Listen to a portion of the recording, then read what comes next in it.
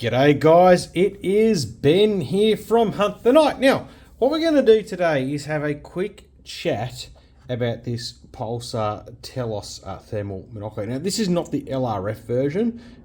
This is the standard version. Now, there's not going to be heaps of footage in this.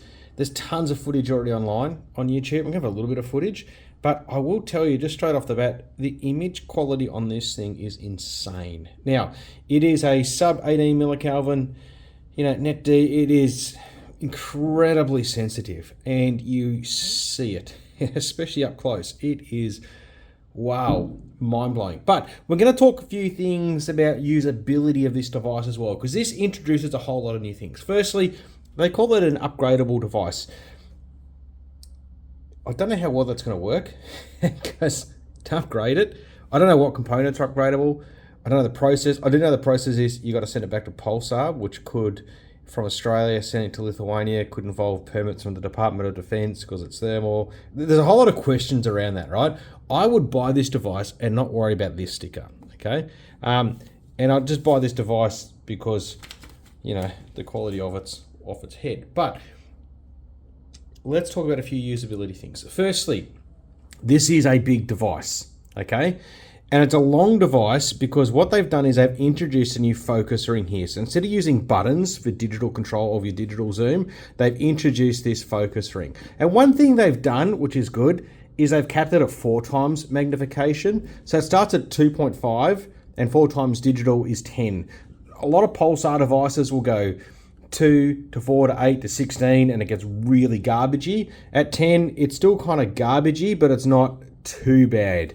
At least you're not pushing it beyond what it needs to. But what that does is it makes this a two-handed device. So if you're out at night time looking for something and you've got shooting sticks like I do walking around in my left hand, this is now a two-handed device if you want to zoom in. I'm not a real fan of that, and it's kind of counterbalanced as well. It's pretty heavy front end. So it's longer because they put this piece in here in order to control the zoom. The other thing that means is this isn't, as a remote mounted device, you cannot control the zoom through the app. So it really limits its ability even now as a remote mounted device as well by having that zoom ring there. The other buttons are pretty standard. You hold this one down, it'll switch between white hot and black hot, and then it'll also change your intensity of your palettes. They're call it neutral, high, and ultra high, which is pretty cool for different environments. We've got a menu button here, which is standard Pulsar. Short menu, gets you into the quick stuff like brightness and contrast. Hold it down, you can get into turning Wi-Fi on, all that type of stuff. And this is our record button, okay? For either taking a photo or for recording video.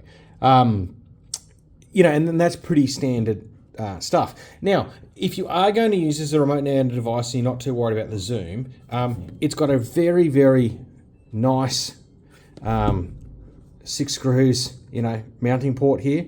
The charge port is well and truly off to the side up here, so it's a good remote mounted option. The only thing is you don't want to use it with an iPad, because if you use it with an iPad, you really don't use much of the screen at all. Not an issue with the Samsung. Samsung uses a lot more of the screen, but yeah, the iPad, it really doesn't use too much of it all.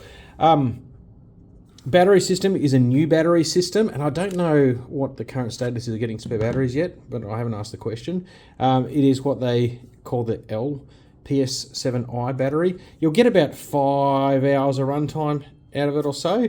But typical Pulsar devices as well, they start up very, very quickly. It boots up in a matter of seconds.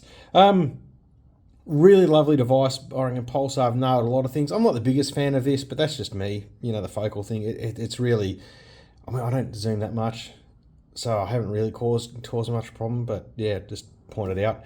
Apart from that, this is a very, very nice unit from Pulsar. Anyway, guys, there it is. That is our little introduction to the Pulsar Telos XP50. When we get the LRF version, we'll have a look at that because it's a little bit different. But yeah, honestly, this is nuts. Available now at huntthenight.com.au.